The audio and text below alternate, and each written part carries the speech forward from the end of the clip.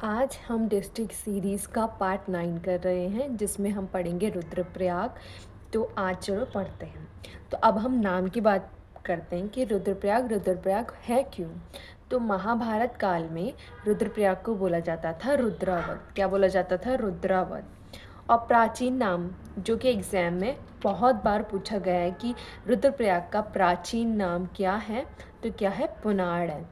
रुद्रप्रयाग तहसील कब बनी? 30 सितंबर 1989 को। रुद्रप्रयाग जिले का गठन कब हुआ? 16 सितंबर 1977 को। टिहरी चमोली पौड़ी को काट कर बनाया गया था। अब यहाँ पे एक हिमालय कास्ट कला इंस्टीट्यूट फाटा की स्थापना भी होती है। कौन करता है? सर्वोदय मंडल के नरेंद्र जमलोकी करते हैं। कब करते हैं? 10 अप्रैल 1956 को। अब हम बात करते हैं गांधी आश्रम की। गांधी आश्रम है 4 अप्रैल 1958 का, फाटा गांव में। तो गांधी आश्रम कहाँ है? रुद्रप्रयाग में। 4 अप्रैल 1958 का है। तो 4 अप्रैल को मेरे जानने में किसी का बर्थडे आता है, तो मैं उस तरीके से याद करती हूँ। आप ऐसे ही कोरिलेट कर सकते हैं किसी से भी। और 1958 1857 तो हमेशा सबको याद ही रहता है, बस उसके 18 को हमें 19 बनाना है, 57 को हमें 58 बनाना है। सर्वदलीय सेवा आश्रम 24 मई 1963 का, 1967 का।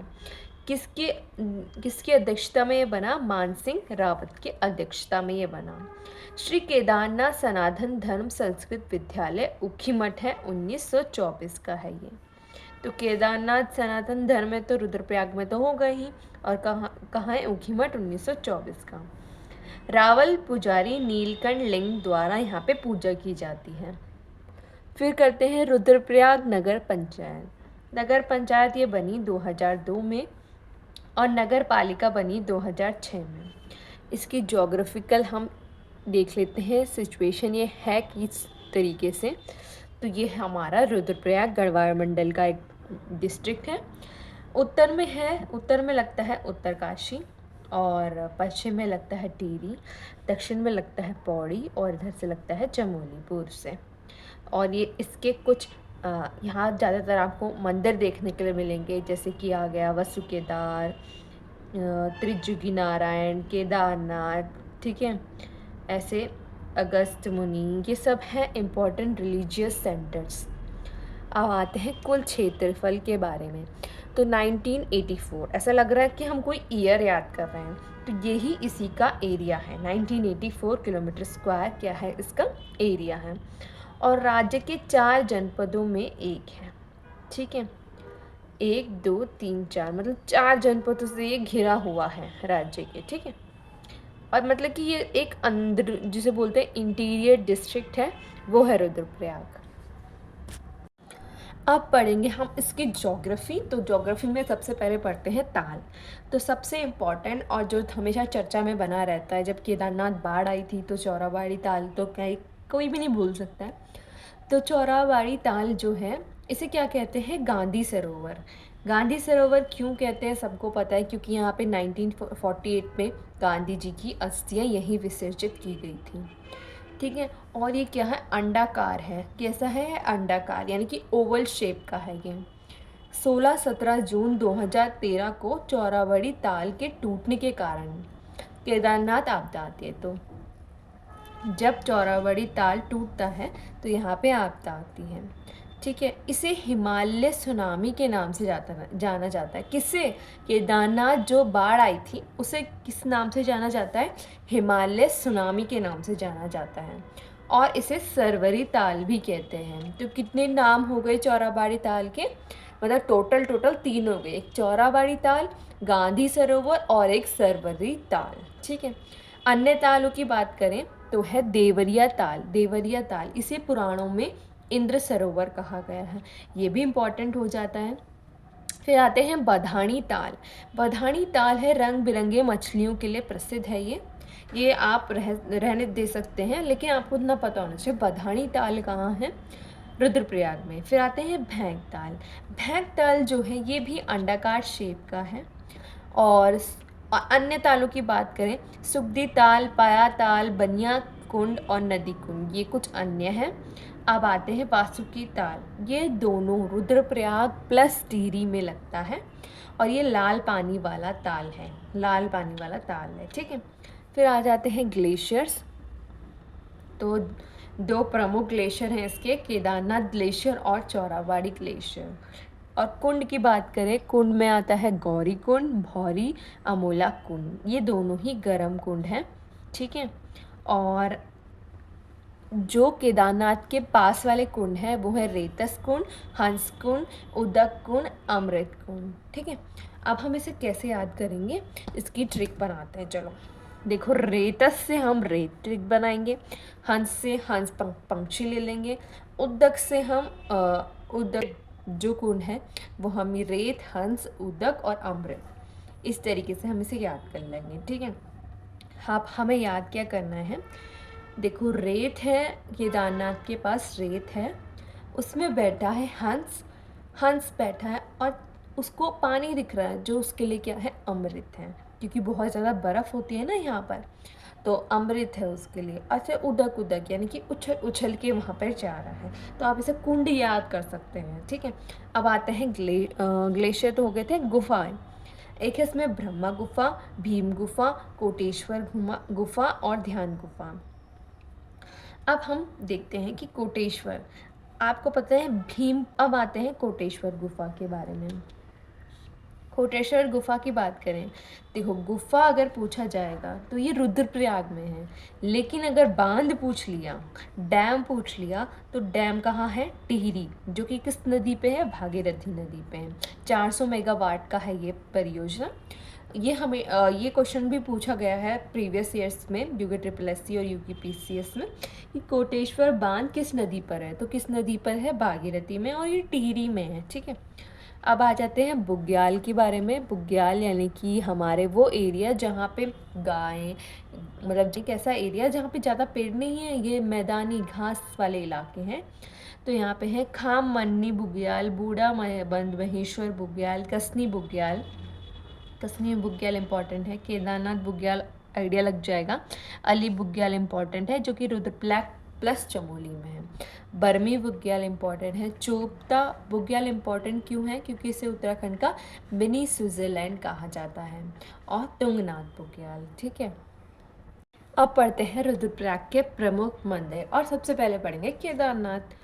तो खर्चा खंड और भरत खंड के मध्य, जैसे पूछते हैं बद्रीनाथ के मध्य, बद्रीनाथ नर और नारायण के बीच में है, तो केदारनाथ का इतना फ्रीक्वेंट नहीं पूछते हैं, लेकिन क्या पता पूछ ले। तो खर्चा खंड और भरत खंड के मध्य है, ठीक है। यहाँ पे खर्चा खंड हो गया और यहाँ पे भरत खंड हो गया, इनके बीच में, इन पर्वतों के बीच में है, और 3584 मीटर की ऊंचाई पर है, और पूर्वोत्तर पर्वत मंदिर के बाईं ओर स्थित है, ठीक है। पूर्वोत्तर पर्वत, ठीक है, पूर्वोत्तर एक पर्वत है, वो बाईं ओर स्थित है, मंदाकिनी नदी के बाएं तट पर है ये, ठीक है। जैसे ये मंदाकिनी नदी है और मंदाकिनी नदी की ये बाएं तट पर मंदिर है, ठीक है, केदारनाथ मंदिर। फिर आते हैं महाभारत के वन पर्व में इसे भृंगतुंग कहा गया है। बहुत बार पूछा जाता है कि केदारनाथ मतलब भृंगतुंग किसका नाम है, तो किसका नाम है, केदारनाथ का। शैली कत्यूरी शैली, तो कत्यूरी शैली में ये बना है, इसे छत्र प्रसाद मंदिर भी कहते हैं, मतलब वो शैली भी कह सकते हैं। देखो वैसे तो ये कत्यूरी शैली है, ठीक है, लेकिन शिव प्रसाद डबराल के अनुसार ये कौन सी शैली है, छत्र प्रसाद मंदिर शैली, ठीक है। और अब हम देखते हैं सीरीज़ से किस तरीके से हमें सीरीज़ लगाने के लिए आता है। अगर आपने मेरी एक मैंने शॉर्ट वीडियो भी डाली है इसकी, अगर आपको वो देखनी है तो देख लो, क्योंकि ये सीरीज़ मैंने वहाँ से लर्न कराई है, ठीक है। सबसे पहले आता है केदारनाथ, मतलब पहले नंबर पे कौन आते हैं, केदारनाथ, फिर आते हैं मद्महेश्वर, तीसरे नंबर पे आते हैं तुंगनाथ, 4 पे आते हैं रुद्रनाथ, और 5वें पे आते हैं कल्पेश्वर, ठीक है। अब है यह मंदिर भगवान शिव के 12 ज्योतिर्लिंगों में से एक है, ठीक है। तो भगवान शिव का ज्योतिर्लिंग है ना, 12 ज्योतिर्लिंग है शिव के, तो उनमें से ये कितने नंबर का है, 11वें नंबर का है। तो 11 शगुन होता है ना, तो केदारनाथ हमारे उत्तराखंड में शगुन, ठीक है। राज्य के 5 केदारों में से ये प्रथम केदार है। हमने बता दिया प्रथम केदार क्यों है, देख लेना। देखो, वैसे हमारे जो 12 ज्योतिर्लिंग में से 2 ज्योतिर्लिंग जो है वो उत्तराखंड में है। 11वां ज्योतिर्लिंग है वो है केदारनाथ, और 8वां ज्योतिर्लिंग है जागेश्वर धाम, जो कि अल्मोड़ा में पड़ता है, ठीक है। यहाँ पे किस पृष्ठ भाग की पूजा की जाती है, यानी कि पीठ की पूजा की जाती है केदारनाथ पर, ठीक है। और इसका शीतकालीन आवास है ओमकारेश्वर मंदिर, ऊखीमठ। पुजारी मैसूर के जंगम ब्राह्मण, मैसूर के जंगम ब्राह्मण आते हैं, जिन्हें रावल कहा जाता है, और यहीं पे उनका निवास स्थल है ऊखीमठ के पास। बद्रीनाथ और केदार मंदिर के लिए अधिनियम पारित, यहाँ की रूल रेगुलेशंस भी तो होते होंगे, तो उस रूल रेगुलेशन के लिए 1939, ठीक है, ये है 1939 में बना है क्या, केदारनाथ मंदिर समिति का गठन। देखो, भारत आज़ाद हुआ उसके अगले साल ही केदारनाथ मंदिर समिति का गठन किया गया। श्रावण माह में यहाँ पर अन्नकूट अथवा भतूज उत्सव मनाया जाता है।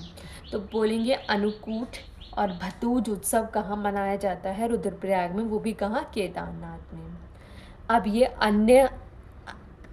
अन्य मंदिर हैं हमारे रुद्रप्रयाग के। एक और पॉइंट है कि शंकराचार्य की समाधि स्थल कहाँ है, केदारनाथ में, लेकिन शंकराचार्य को हम ज़्यादा रिलेट करते हैं बद्रीनाथ से, ठीक है, क्योंकि वहाँ पे उन्होंने मूर्ति स्थापित की थी, लेकिन जो उनका समाधि स्थल है वो है केदारनाथ में। अब अन्य हम बात कर लेते हैं, भैरवनाथ मंदिर यही है, भीमशिला यही है, ठीक है। भीम पुल जो हमारा है वो है चमोली में, भीमशिला, भीमकुंड भी यही है, ठीक है। दिव्य शिला है, जीर्णोद्वार के शंकराचार्य ने करा था, और पुनर्निर्माण केदारनाथ का अहिल्या बाई होलकर ने कराया था। कुंड की बात करें, रुधिर कुंड, देखो रुधिर कुंड एक अलग कुंड आ गया, बाकी हंस कुंड, अमृत कुंड और रेतस कुंड और एक उदक कुंड था, वो हमने पहले ही कवर कर लिए थे। एक रुधिर कुंड है, ठीक है। अब आ जाते हैं, नयनार संतों का संबंध किससे है, शैव धर्म से है, जिसमें 63 संख्या है, और अलवार संत 12 संख्याओं से होता है। चलो, इसका है जैसे अलवार लिखते हैं हम, एक होता है अलवर और एक होते हैं नयनार्स, ठीक है। अलवर में देखो वी आ रहा है, तो ये हो गए विष्णु लॉर्ड के डिवोटी, और इसमें नयनार तो सिंपल है, शिव के हैं, ठीक है। इस शिव के ज़्यादा फॉलोवर्स हैं, 63 फॉलोवर्स हैं, और इनके हैं 12, ठीक है, विष्णु जी के। विष्णु जी खुद शिव जी के भक्त हैं, तो इस तरीके से आप याद कर लेना। अब नेक्स्ट मंदिर जो है वो है मद महेश्वर मंदिर, 5 केदारों में से दूसरा है। यहाँ पे नाभि की पूजा की जाती है, क्योंकि मध्य में है ना हमारी नाभि, इसीलिए। शैली है ये पांडव शैली में बना हुआ है। शीतकालीन आवास इसका वही है जो केदारनाथ जी का है, ओमकारेश्वर मंदिर ऊखीमठ। अब इसके निकट स्थल क्या है, हिवाली देवी मंदिर इम्पॉर्टेंट हो जाता है क्योंकि निकट स्थल है, और क्षेत्रपाल मंदिर। अब आते हैं तुंगनाथ मंदिर पे। तुंगनाथ मंदिर फिर कौन सा हो जाएगा, तुंगनाथ मंदिर हो जाएगा तीसरा, ठीक है, तीसरा सीरीज में जो केदार धाम है। राज्य का सर्वाधिक ऊंचाई पर स्थित है, 3681 मीटर, ठीक है। 5 केदारों में तृतीय केदार है, हमने अभी बात बताया आपको। यहाँ पे क्या है, बुझाओं की पूजा की जाती है शिव जी की। यहाँ मंदिर तारा पर्वत, जिसे स्टार माउंटेन भी कह सकते हैं, या फिर चंद्रशिला पर्वत पर स्थित है। शैली की बात करें तो कत्यूरी शैली में है। यह भूतनी देवी मंदिर, भैरव बुद्ध प्रतिमा स्थित है तुंगनाथ मंदिर के पास। रावण शिला है, चंद्रशिला यहीं पर स्थित है। यहाँ बिना पूंछ वाले चूहे देखने के लिए मिलते हैं, ठीक है, बिना पूंछ वाले चूहे देखने के मिलते हैं, ऐसा क्वेश्चन तो नहीं पूछेगा। तो शीतकालीन आवास ये पूछ लेगा कि शीतकालीन आवास कहाँ है, तो मखूमठ है। कहाँ है, मखूमठ वाला गढ़वाली सॉन्ग सुना है, मठू मठू, तो उससे याद रख लेना, तुंगनाथ क्योंकि हम उसे जो है उस डांस को हम क्या बोलते हैं, अगर हमें डांस करना है तो हमें अपने भुजाओं को यूज़ करना पड़ेगा, इसलिए मखुमट ऐसे याद कर सकते हैं आप। पैदल यात्रा की बात करें तो चोपता से शुरू होती है पैदल यात्रा। अभी हमने चोपता बुग्याल पढ़ा था, जिसे क्या कहते हैं, मिनी स्विट्ज़रलैंड ऑफ उत्तराखंड। क्या कहते हैं, मिनी स्विट्ज़रलैंड ऑफ उत्तराखंड। ठीक है, अब आते हैं ओमकारेश्वर मंदिर में। यहाँ पे आपको पता है ना, 2 शीतकालीन आवास है, एक है केदारनाथ का, दूसरा है मदमहेश्वर का। ठीक है, ये शंकराचार्य ने निर्माण कराया था। अब आते हैं ऊखी मठ में। बाणासुर की पुत्री उषा व अनिरुद्ध का विवाह स्थल है। तो पूछ लेंगे ऊखी मठ किससे संबंध रखता है, तो उषा और अनिरुद्ध से संबंध रखता है। गुप्त काशी की अगर बात करें, यहाँ का महत्व विश्वनाथ मंदिर, वाराणसी और विश्वनाथ मंदिर उत्तरकाशी के समान माना जाता है। ठीक है, जैसे वाराणसी में विश्वनाथ मंदिर और उत्तरकाशी में विश्वनाथ मंदिर है, उसी के समान माना जाता है। देखो इसमें भी काशी है, इसीलिए आप उससे रिलेट कर लेना। यहाँ पर मणिकर्णिका कुंड है। ठीक है, तो ये रुद्रप्रयाग में हो गया। ये से देख लेते हैं, वसु केदार में 22 हैं। तो ऐसे अलग अलग हमारे समूह हैं। जागेश्वर धाम में अलग है, अलग अलग है। उसका हरियाली देवी मंदिर की अगर हम बात करें तो हमने जब क्या पढ़ाया था, हमने जब नैनीताल पढ़ाया था तो हमने इसका बात जिक्र किया था कि आपको 3 चीज़ें याद करनी पड़ेगी हरियाली से। ठीक है, मंदिर पूछा जाएगा तो रुद्रप्रयाग में। मेले में थोड़ा कन्फ्यूजन होगा क्योंकि मेला नैनीताल चमोली दोनों में लगता है, अगर पूरा आ गया बीच में तो वो चमोली में लगेगा। ठीक है, और हरियाली मेरा सिंपल नैनीताल में लगेगा। अब आते हैं मुनकन्या या सिर कटा गणेश का मंदिर कहाँ पे है, रुद्रप्रयाग में है। ठीक है, रणमणि देवी मंदिर रणमन्ना पर्वत पर स्थित है। और खाम बुग्याल, आपके देख क्वेश्चन आ गया, खाम बुग्याल कहाँ स्थित है। माँ मणियाणा देवी मंदिर, ये नवरात्र में यहाँ पे विशाल मेला लगता है। ठीक है, विशाल मेला लगता है यहाँ पे। अब है भीरी का भीमसेन मंदिर, ललिता देवी मंदिर। अब है काली मठ भी इम्पोर्टेंट है। माँ सती के शक्ति पीठों में से एक है, तो 51 शक्ति पीठ हैं, उनमें से एक है काली मठ। और यहाँ रक्तवर्णी मंदिर भी कहा जाता है, इसे रक्तवर्णी मंदिर भी कहा जाता है। और माँ धारा देवी से ये जोड़ी जाती है, माँ धारा देवी से ये जोड़ी जाती है क्योंकि अधड़ भाग है जो इसका, वो यहाँ पे पूजा जाता है। ठीक है, माँ धारा देवी पे तो चेहरे पूजे जाते हैं ना, माँ का मुख पूजा जाता है, लेकिन यहाँ पे बिना मुख, मतलब इस तरीके से यहाँ पे इनकी पूजा होती है, अधड़ भाग की पूजा होती है। कार्तिक स्वामी मंदिर कहाँ है, रुद्रप्रयाग प्लस चमोली के बॉर्डर पे है, जिसे क्रोच मंदिर भी कहा जाता है। निर्माण इसका कराया था हिम्मत सिंह बड़ौदा ने। फिर आते हैं त्रिजुगी नारायण मंदिर, भगवान शिव और पार्वती के विवाह स्थल यहीं पर हुआ था और कत्यूरी शैली में ये बना हुआ है। रणजीत महाराज मंदिर और बाणासुर गढ़ किला, तो ये किला कहाँ है, रुद्रप्रयाग में। प्रमुख मेले की बात कर लेते हैं। अन्नकूट मेला था, भतूज उत्सव जो हमने पढ़ा था। ठीक है, रक्षाबंधन के एक दिन पहले, तो 2 रक्षाबंधन पे लगते हैं, कौन कौन से लगते हैं तो आपको कमेंट में बताना, जो हमने पहले पढ़ लिए थे। दोष या नागेश्वर मेला, मंडिया मेला, रोजा कौथिक, मन्नाभाई, जाख मेला, मेखणा मेला, पांगरी थल मेला, रच महादेव मेला, शिला साणेश्वर मेला, फेंकू मेला, गैंडा मेला, कुम्भसैन मेला और स्वामी कार्तिक मेला। ठीक है, ये हैं इनके प्रमुख मेले।